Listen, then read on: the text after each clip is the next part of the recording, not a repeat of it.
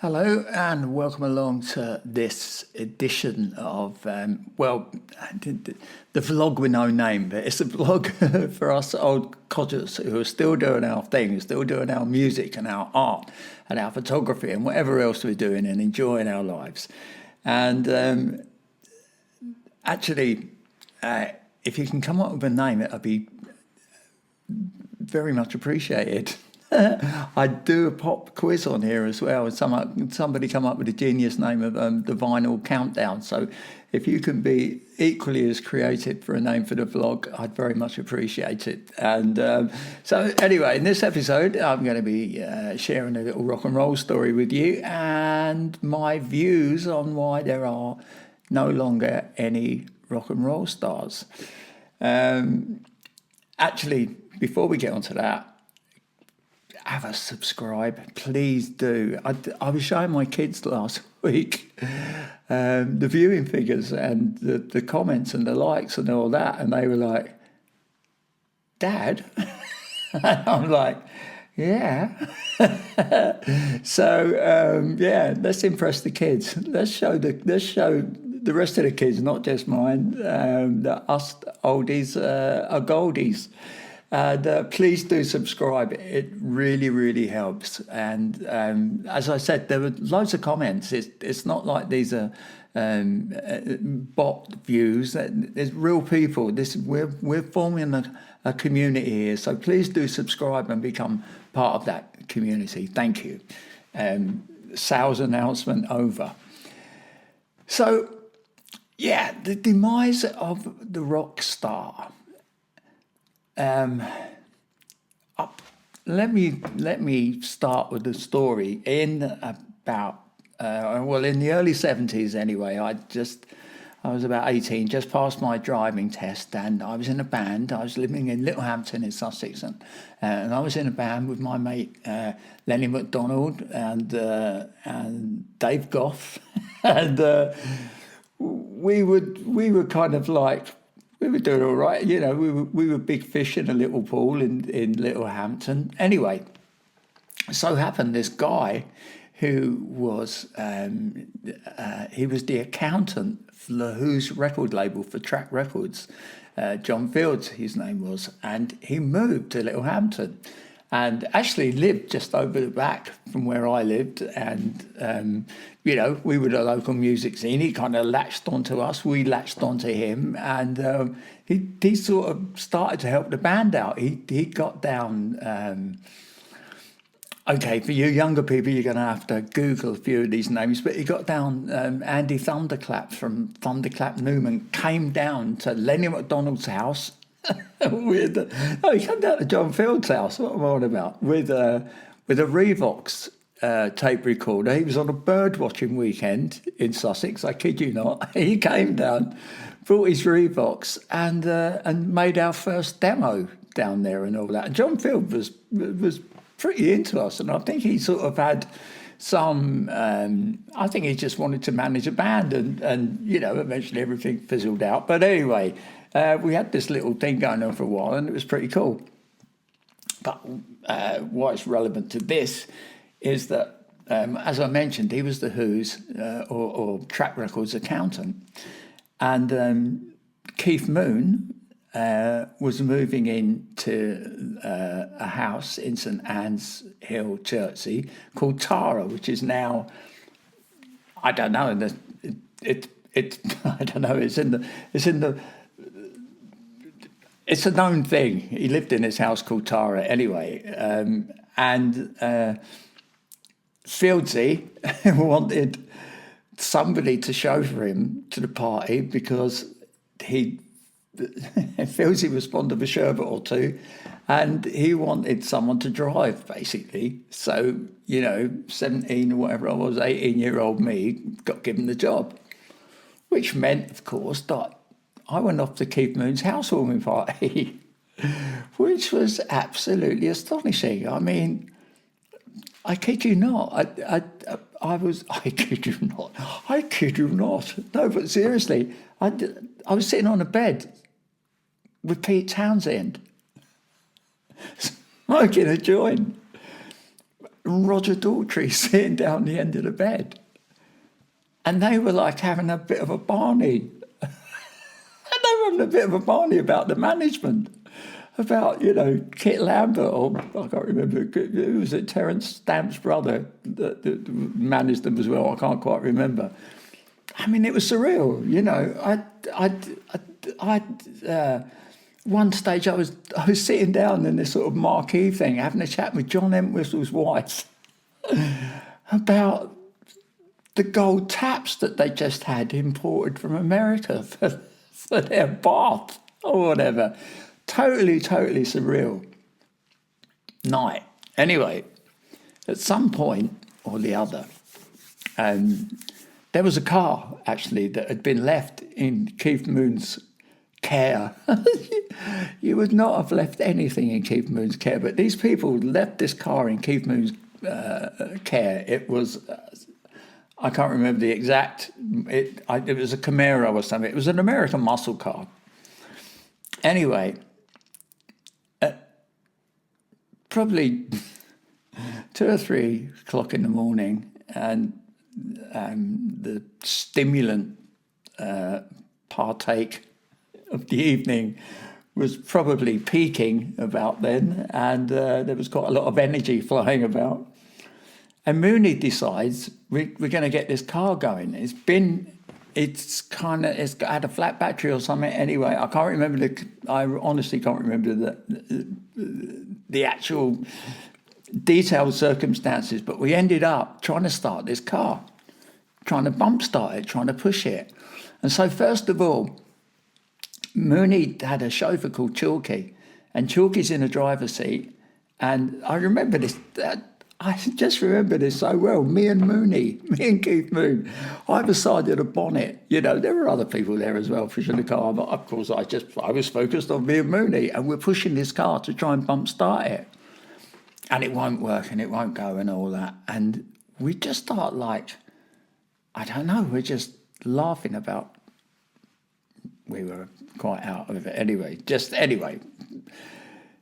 We got to a stage where Mooney said, "Chalky, get up the car. You don't know what you're doing. I'll do it." And he got in. Mooney got in the car, and we all started to push it. And he drove straight into a tree. And it was on a bit of an incline and everything. And he hit this tree. And I think the car was maybe, I don't know if anyone knows about American muscle cars, were they fiberglass bodies? I don't know. But this thing crushed up pretty good. And Mooney got out of the car. He was out of the driver's seat. And he said to him, he went, "Chalky, you've pushed me into a tree, you idiot." And maybe you had to be there, but it was hilarious. It was absolutely hilarious. And my point about this whole thing is, he was a character, he was an absolute character. And this was an absolute bonkers evening.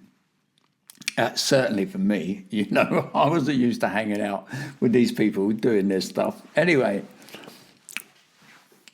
if that had gone on now, it would be all over TikTok. And everybody, the world and its auntie would have, like little viral films going out on TikTok and Insta and all that. And everyone would know every detail of everything because it's all there on social media. Then, it was down to a kind of a story in the music press with a few vague details probably, and the local paper, police turn up to interrupt party at Rockstar's new Rockstar in the vicinity's house, and which they did actually. The old Bill did turn up at one point, and were completely charmed and went away again. But my point is that there was a mystique about that. I've told you more about that evening now than probably has ever been in any press, certainly on any social media. but there was a mystique, and there was a mystique about these people's lives. And, how many stories were there then of people chucking televisions out of hotel rooms, the most outlandish, Led Zeppelin, bloody hell, Come and look at a few stories about them. Legendary stories about that would now, in this day and age, now that political correctness and health and safety have been invented, these wouldn't have been romantic episodes. These would have been bloody hell, I mean, I can't imagine Taylor Swift chucking a telly out of a hotel window. Can you? I mean, and that's the thing. It's now these people who are at the top of their game musically, shall we say? They're a very, very different animal, and they behave very differently. And not only that, if I don't know, Harry Styles take his dog to the vet, he's got it on TikTok or something. It's like the mystique has disappeared. And there are all these things of you hear people talk about it constantly. I was in McDonald's and I saw this one, or I saw that one, or what, and there's a selfie, or there's a picture, and it's like all of a sudden the mystique's disappeared. Everything is all over social media. And apart from the safety aspect and the moral aspect, because there was some outrageous stuff went on, without a doubt.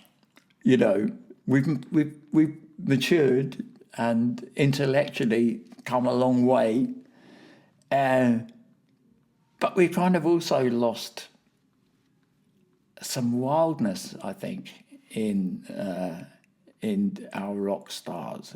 There aren't any anymore. I mentioned Taylor Swift. I mean, I think she's great. But she's so proper and right and politically correct and all the rest of it. And it's kind of, she does great stuff, actually.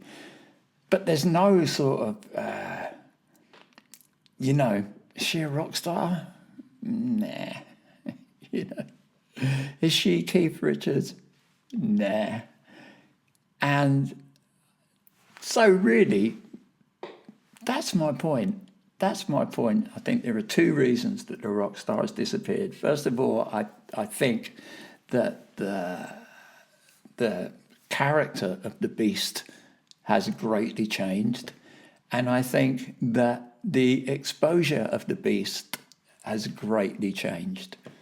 And if I say so myself, that was very succinctly put. I have, of course, got for you a lovely tune coming up, a bit of a country song. I don't know if I've recently split from my wife, and it's been largely amicable, but it's also, I'm getting an album out of it. So, clouds and silver linings and all that. Anyway, sorry. So here's the song. Here's the song coming up. About an aspect of that. And I hope you like it. And until next time, which hopefully won't be too long, do good stuff. Keep this old age energy happening, and us people from this golden age, we we deserve something just for surviving this long. See you later. Ta-da.